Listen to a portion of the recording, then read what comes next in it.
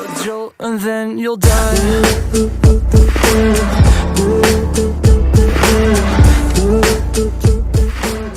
South Africa میں racism یا پھر نسل پرستی کا آغاز 1652 سے شروع ہوا جب ڈچ کمپنیز نے ساؤتھ افریقہ کے ایک پورٹ پر اپنی کالونی بنائی۔ اس پورٹ کا نام کیپ آف گڈ ہوپ تھا اور آج بھی یہ پورٹ قائم ہے اور نسل پرستی کی اس گھٹیا تاریخ کا منہ بولتا ثبوت ہے۔ جس کمپنی نے سب سے پہلے یہاں اپنی تجارت کا آغاز کیا اس کا نام ڈچ ایسٹ انڈیا کمپنی تھا۔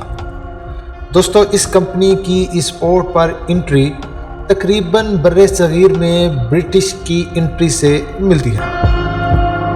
برٹش گورے بھی بر صغیر میں تجارت کی ہی غرض سے آئے تھے اور یہ ڈچ ایسٹ انڈیا کمپنی بھی تجارت کے ہی غرض سے ساؤتھ افریقہ میں داخل ہوئی تھی۔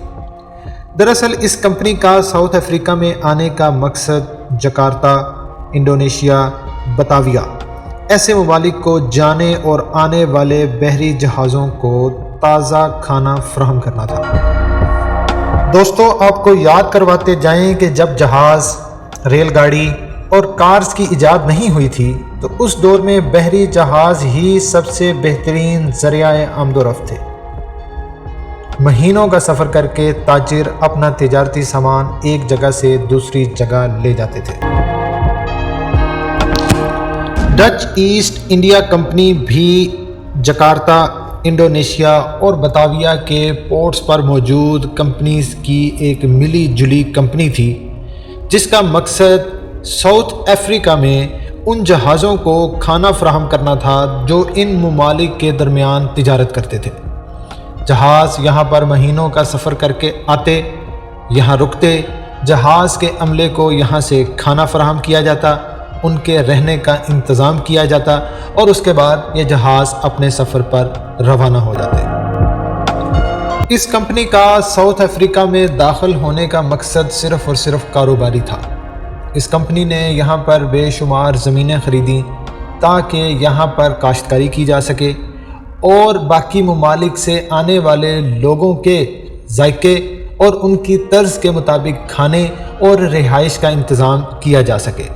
لیکن دوستو، جہاں پر کاروبار ہوتا ہے وہاں پر ملازموں کی ضرورت بھی ہوتی ہے۔ شروعاتی طور پر اس کمپنی نے بہت سارے ممالک سے ملازمین کو ہائر کیا، لیکن اس علاقے میں رہنا بہت مشکل تھا۔ یہ اس وقت کی بات ہے جب ساؤتھ افریقہ مکمل طور پر ایک جنگلی علاقہ تھا۔ یہاں پر قبائل تھے اور تقریباً خانہ جنگی کا ماحول رہتا تھا۔ اکثر ایسا بھی ہوتا کہ ایسٹ انڈیا کمپنی کے فارمز پر، ان کے ہوٹلز پر بھی حملے ہوتے اور یہاں سے کالے لوٹ پاٹ کر کے چلے جاتے۔ دوستو، ڈچ کمپنی کا یہ پروجیکٹ بہت ہی بڑا تھا۔ اس پروجیکٹ کے لیے ان کو ملازمین اور کاشتکاروں کی ضرورت ہر وقت رہتی ہی تھی، لیکن کالوں کے ان چھوٹے موٹے حملوں سے موجودہ ملازمین بھی اکثر گھبرا جاتے اور یہ نوکری چھوڑ کر واپس اپنے ممالک میں چلے جاتے۔ ڈچ کمپنی نے اس مسئلے کے حل کے لیے اپنی ایک فورس تیار کی اور اس فورس کی مدد سے انہوں نے کالوں پر جوابی حملے کرنے شروع کر دیے۔ ان جوابی حملوں کے نتیجے میں بہت سارے لوگ پکڑے جاتے اور ان کی بنائی ہوئی عارضی جیلوں میں ڈال دیے جاتے۔ شروع میں ان کالوں کو چھوٹی موٹی سزائیں دے کر یا تو چھوڑ دیا جاتا یا کسی رضامندی کے تحت ان کو ملازم رکھ لیا جاتا، لیکن آہستہ آہستہ قیدی بھی بڑھتے گئے اور ملازم بھی بڑھتے گئے۔ ڈچ کمپنی کے امیر گوروں نے اس کا حل یہ نکالا کہ انہوں نے کالوں کو بطور غلام رکھنا شروع کر دیا۔ غلامی کے اس معاملے میں گوروں کو بہت فائدہ ہونے لگا۔ ان کو لگا کہ اب ان کی کوسٹ بہت کم ہو گئی ہے اور غلاموں کی تعداد بہت زیادہ ہو گئی ہے، تو انہوں نے اپنا پرمیننٹ سلوشن ہی یہ رکھا کہ اب وہ صرف اور صرف غلام ہی رکھیں گے۔ وقت کے ساتھ ساتھ گوروں کا لالچ بڑھتا گیا۔ اب وہ صرف قیدی نہیں بناتے تھے، اب وہ لوگوں کو اغوا بھی کرتے تھے۔ قریبی علاقوں سے لوگوں پر حملہ کیا جاتا، وہاں سے جوان مرد اور عورتیں اغوا کی جاتی اور اسی طرح ساتھ کے چھوٹے چھوٹے قصبوں علاقوں میں یہ عمل شروع ہو گیا۔ زیادہ تر ان لوگوں سے کاشتکاری کروائی جاتی اور ان کی عورتوں سے بہت ہی ناروا سلوک اختیار کیا جاتا۔ لیکن دوستو یہ سب پہلے بہت ہی کم مقدار میں تھا اور بہت ہی چھپ چھپا کر ہوتا تھا۔ لیکن ہوا کچھ یوں کہ 18ویں صدی میں گلف کی طرف سے جہازوں کا رخ بھی ساؤتھ افریقہ کے پورٹس کی جانب ہو گیا۔ مچھلیوں کی فروخت، کپڑا، موتی، شراب اور اسلحہ گلف سے جاتا اور بدلے میں گلف کے تاجر ساؤتھ افریقہ سے ہاتھی کے دانت، سونا، موم، جانوروں کی کھالیں وغیرہ اپنے ساتھ لانے لگے۔ بہت ہی منافع بخش تجارت کا آغاز ہو گیا تھا۔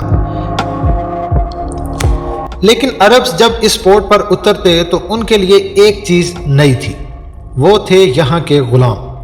عربز دیکھتے تھے کہ یہاں پر کام کرنے والے لوگ تو جانوروں سے بھی زیادہ کام کرتے ہیں اور ان کے مالک ان کے ساتھ سلوک بھی جانوروں کی طرح ہی کرتے ہیں۔ یہ بات انوکھی تھی اور اس کے ساتھ ساتھ اس بات کو ظاہر ہونے میں بھی دیر نہ لگی کہ یہ ملازمین نہیں بلکہ غلام ہیں۔ دوستو گلف کا خطہ تو پہلے سے ہی اتنا سخت اور گرم تھا کہ یہاں پر ملازمین رکھنا بہت مشکل تھا۔ غلام کو رکھنا اور اس کی خدمت کے بدلے اس کو سوائے گالیاں دینا اور مارنا شاید بہت آسان تھا۔ تو ہوا کچھ یوں کہ اب ہاتھی کے دانتوں اور جانور کی کھالوں کے ساتھ غلاموں کی ڈیمانڈ بھی ہونے لگی۔ عرب والے اب غلام بھی خریدتے تھے اور ان کو یہاں اس خطے میں لے آتے۔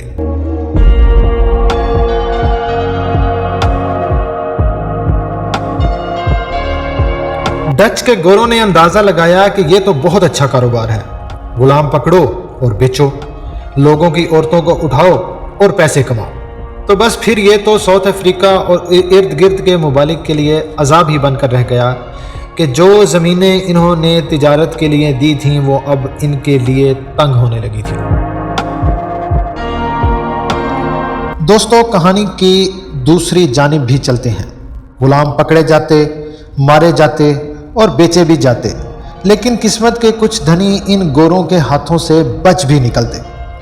وقت کے ساتھ ساتھ بہت سے غلام کالے ان لوگوں سے بھاگے اور بچے ہوئے لوگ انہوں نے آہستہ آہستہ اتحاد کرنا شروع کر دیا اور اپنے الگ سے قبیلے بھی بنانے شروع کر دیے۔ اکثر ان قبائل اور گوروں کے درمیان چھوٹی موٹی لڑائیاں بھی ہوتی اور ادھر ادھر سے لوگ بھی مارے جاتے، لیکن پھر بھی یہ غلام بہت کم تھے اور گورے طاقت اور دولت میں ان سے بہت آگے تھے۔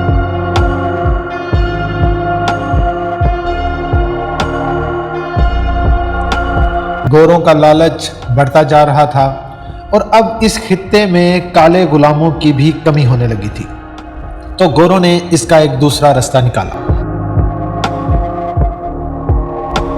ہندوستان میں بھی برٹش گورے آ گئے تھے۔ یہاں سے بھی لوگ اب اغوا ہونا شروع ہو گئے اور یہاں کے رؤساء سے ان کے غلام خریدے بھی جاتے۔ ہسٹری میں ہے کہ ڈچ کی طرف سے 1721 سے 1731 تک جتنے بھی غلام بیچے گئے ان میں سے 80% ہندوستانی تھے۔ ان غلاموں کی زندگی جہنم سے کم نہیں تھی۔ سارا دن کام کرنا اور شام کو کھانے کے نام پہ یا تو کوڑے پڑتے یا پھر چند ٹکڑے روٹی کے ملتے تھے اگر غلام کا مالک اس سے کسی بات پر خوش ہے۔ ان زمینوں اور پورٹ پر جو غلام کام کرتے روز کوئی نہ کوئی مرتا یا پھر مار دیا جاتا۔ جسم کے نام پر صرف ہڈیاں ہوتی اور جسم پر بس ضرورت کے مطابق ہی کپڑے ہوتے۔ تاریخ نے ایسے بھی لمحات دیکھے ہیں جن میں غلاموں کے جسم پر کپڑا ہوتا ہی نہیں تھا۔ مردوں کے ساتھ عورتیں بھی غلام بنائی جاتی اور ان کی زندگی کیسی ہوتی تھی وہ تو شاید الفاظ میں بیان بھی نہیں ہو سکتی۔ غلاموں کی چھوٹی چھوٹی ٹیمز بنائی جاتی اور ہر ٹیم کے اوپر ایک مالک جو کہ گورا ہوتا تھا اس کے حوالے کیا جاتا۔ ٹیم کے تمام افراد مرد اور عورتیں جو بھی وہ اپنے اس مالک کے حکم پر ہی سانس لے سکتے تھے۔ مالک کا جو بھی حکم ہوتا وہ حرف آخر ہوتا تھا۔ مالک ہی ان کی ڈیوٹی کام پہ لگاتا اور اپنے حساب سے ان غلاموں سے کام لیتا۔ اس نسل پرستی پر بے شمار فلمیں بھی بن چکی ہیں جن میں اکثر سچے واقعات پر بھی مبنی ہیں، جیسا کہ ہیریٹ، فریڈم اور سلما جیسی موویز۔ دوستو، یہ 18ویں صدی آغاز تھی اس نسل پرستی کا، جو اس ملک میں اگلے 200 سال تک رہی اور آج بھی کہیں نہ کہیں دنیا میں اور حتیٰ کہ اس خطے میں بھی قائم ہے۔ اس نسل پرستی کا آغاز تو ہم نے سنا دیا، اب اس کے اختتام کے حوالے سے کہ کیسے جانور سمجھے جانے والی اس قوم نے اپنے پیروں پر کھڑے ہو کر ان گوروں کا مقابلہ کیا، جانیے اس ویڈیو کے نیکسٹ پارٹ میں۔